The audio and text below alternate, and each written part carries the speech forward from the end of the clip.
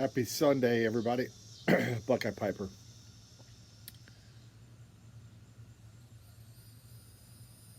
So it's finally cooled off enough to have a pipe. It's 89 degrees. Yeah, that's cool for today because it was pushing high 90s all day. So hopefully it'll start dropping here. Grabbed out that 128 Dolomiti again, the Savinelli rusticated. This is a great Virginia pipe, just because the taller bowl. You know what, your Virginia's taller is better because it can burn slower. You get those natural sugars and the taste stays with you, or so I hear.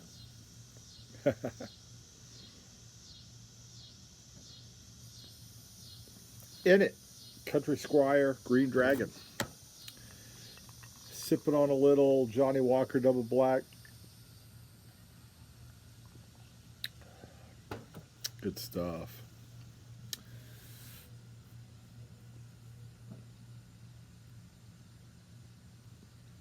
So, I don't know how much I've talked about it. I don't think I've talked about it at all.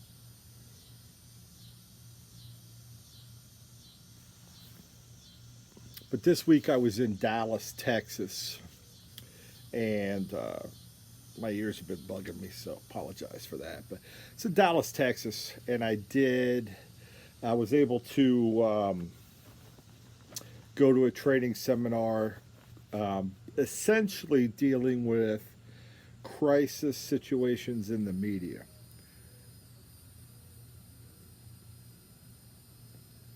Well, not crisis situations in the media, but crisis situations and how you would handle them during a media interview. So I was pretty fortunate.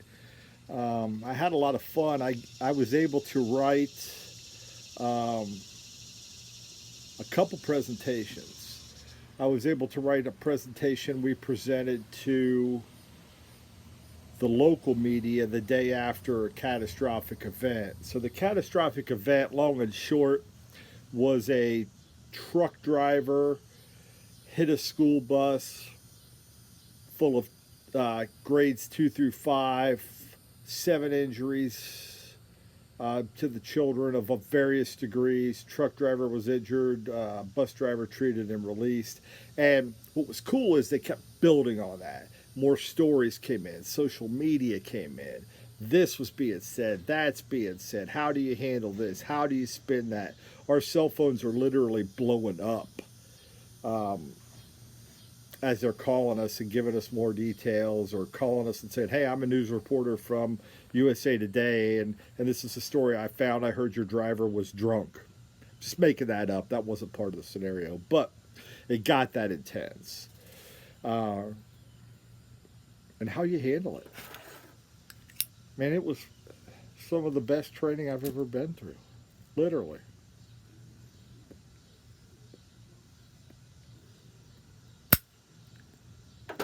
I really enjoyed it. I really, really enjoyed it.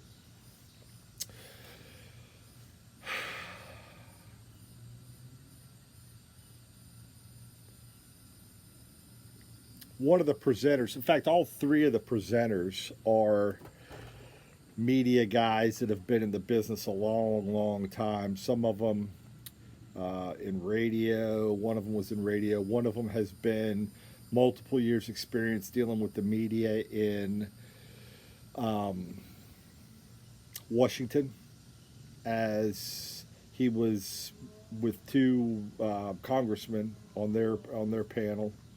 And the other guy, just an absolute genius on, and coaches CEOs and everybody on how to handle a crisis.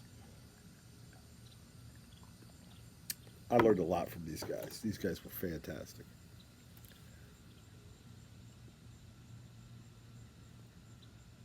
You know, we were told the one thing, if you take away one thing, and that's kind of where I'm going tonight. I just want to share a little of my learnings, and maybe it helps somebody out there. Preparation. Preparation for anything. And that's true in life no matter where you go, right?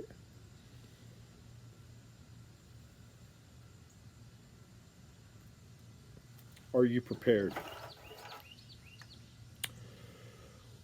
One of the examples that I was able to see this week about not being prepared was when BP about 9 years ago had that oil rig blow up in the Gulf of Mexico.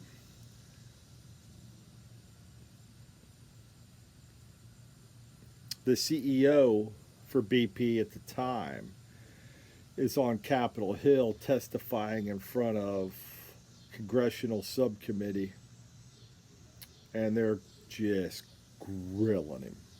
Just grilling him. And it was Henry Waxman. I think he was a representative from California. Just a tough dude. It's on YouTube if you're interested in this kind of stuff.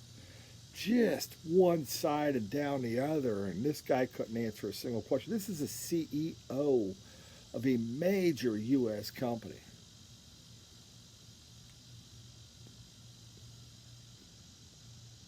During the interview, Mr. Waxman asked him, he said, "My office specifically sent you the questions that we want to discuss today, and here you are, not prepared or willing to answer any of them." Big deal. It was a big deal, and it just made them look terrible, right? Just terrible. This is the same situation that later on they caught the CEO on camera talking about it being a tragedy, and one of the sound bites they picked up was, "I just want my life back."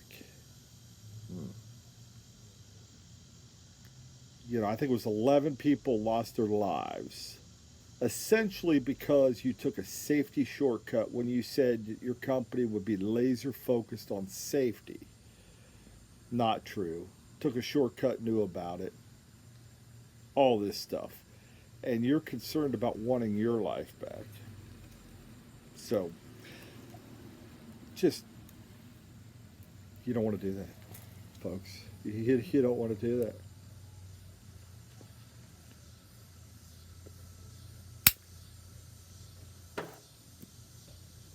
By the way, I tried this 6mm white elephant filter. Did nothing for me. I couldn't even draw the pipe to light it. That's how bad it was. So I've got an open 6mm dry. I don't even have the condenser in it. I usually don't do that. You guys know me. I like my 9mm filter.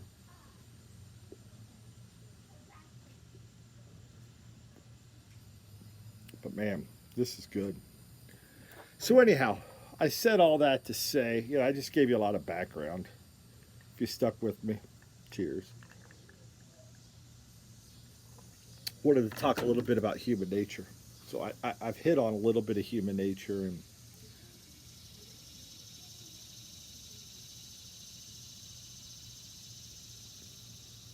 maybe what not to do. But we were at dinner one night, and I was fortunate enough to sit next to the lead presenter. Super smart guy. I mean, I could have sat there for 2 days talking to this guy, just picking his brain and just getting years of experience.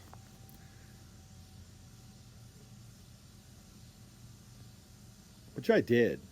I picked his brain for 2-3 solid hours. We just had a great conversation. But he told me, he said, "John, I've always been fascinated about psychology.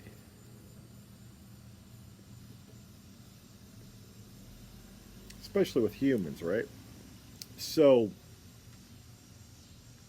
he said something that's always, as an example, kind of interested me. He said, I fly a lot. I've got over 5 million miles on multiple airlines. Well, he's got 4 million documented, I think, on American, 1 million documented on United and others.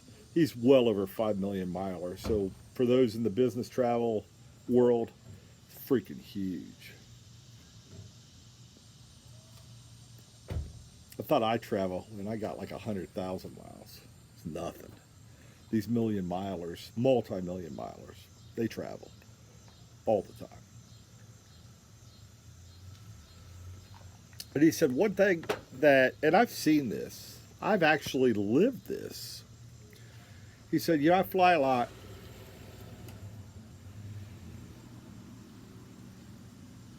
And when a plane's delayed, quite frequently,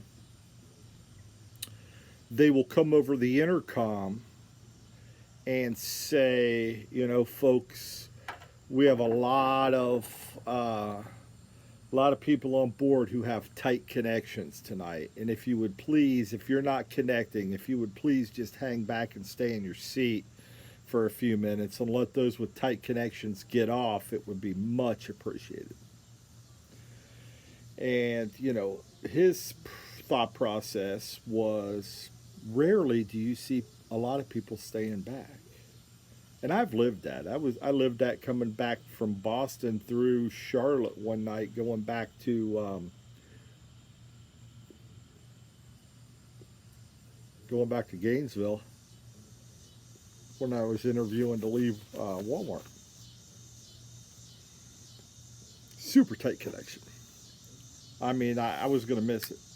Going to spend the night in the Charlotte airport.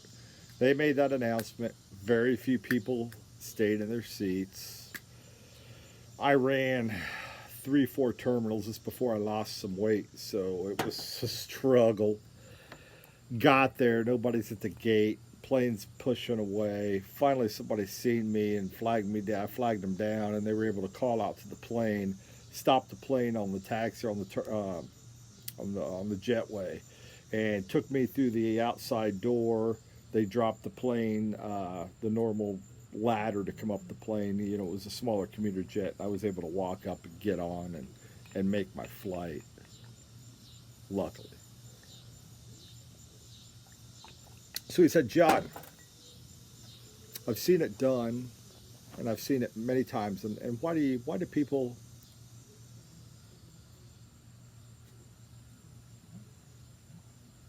either not listen or not care about their fellow humans?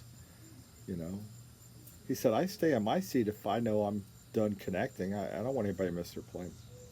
He said, but I tell you what, he said, one time I seen this, and I seen what a flight attendant did, and it blew me away. She came on the intercom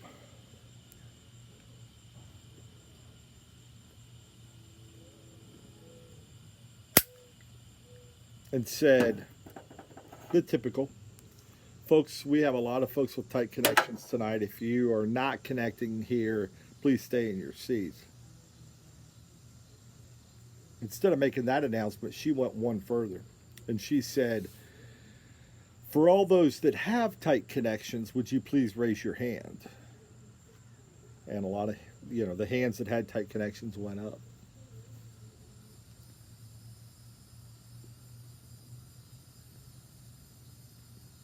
Guess what happened? Everybody that didn't have a tight connection sat in their seat, and those with their hands up were able to get off the plane and make their connections. What's the difference, And in my talking to him, I said, Virgil, I said, in my opinion, what made it different, and it shouldn't come to this, but what made it different is it made it real for people. When they make a generic announcement, people think, oh, there's 1 or 2 people on this flight that may have a tight connection. Hell with them. They don't know if I have a tight connection or not. I'm just going to get off and act like it. And people are like that. If you fly a lot, people are not the nicest when they travel. I'm just going to leave it at that. I could say a lot more.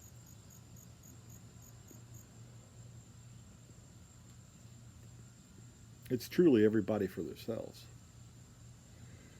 But when they made it real, and you're sitting there and you don't have a connection, and that little old lady or that gentleman sitting next to you has their hand up, changes your perspective. Now it's real to you. Now everybody sees that you don't have a tight connection. They do. Now if you get up and go, you're one of the biggest in the world, right? So check that out. It's the difference. Should it come to that? Should it be needed? When you make something real to somebody, that changes their perspective.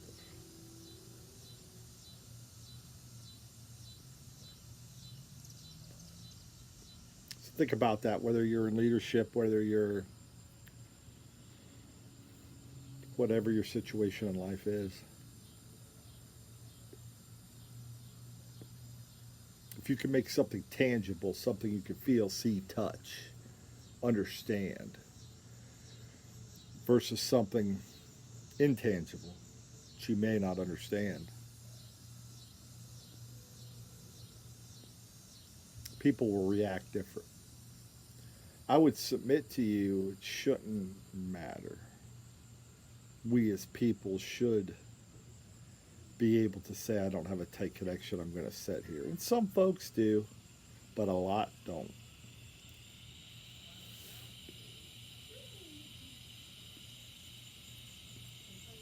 I'd be interested to hear your thoughts below. Why did they stay in their seat?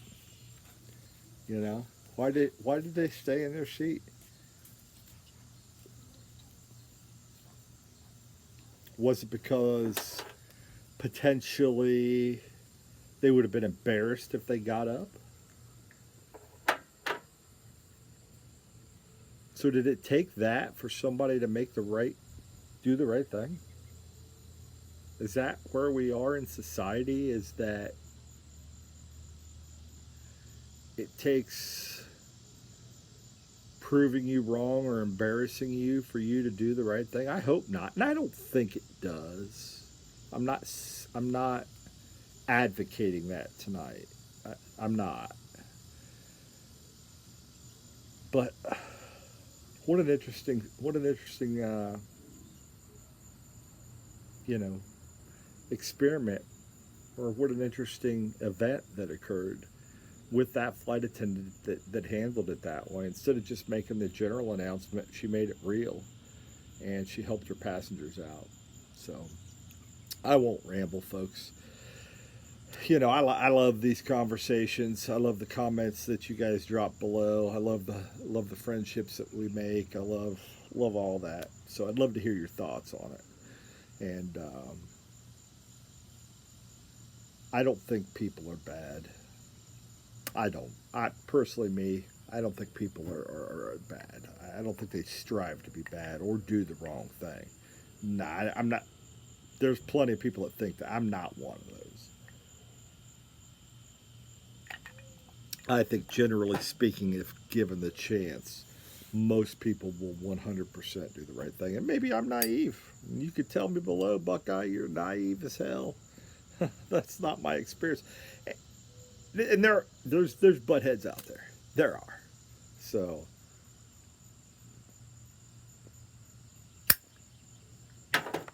you're going to run into all kind of folks. But anyhow, got long-winded. Didn't mean to get this long-winded and preachy. Hopefully you get something out of these videos and enjoy them. If you do, let me know.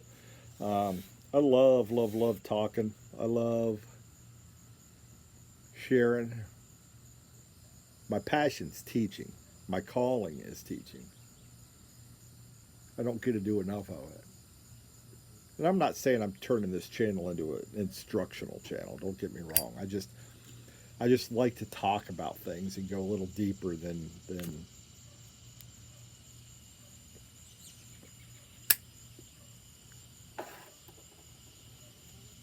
go a little deeper into the psyche sometimes. So anyhow, have a happy Sunday, folks. Wishing you all the blessings in the world. God bless all of you. We'll catch you later. Have a great night.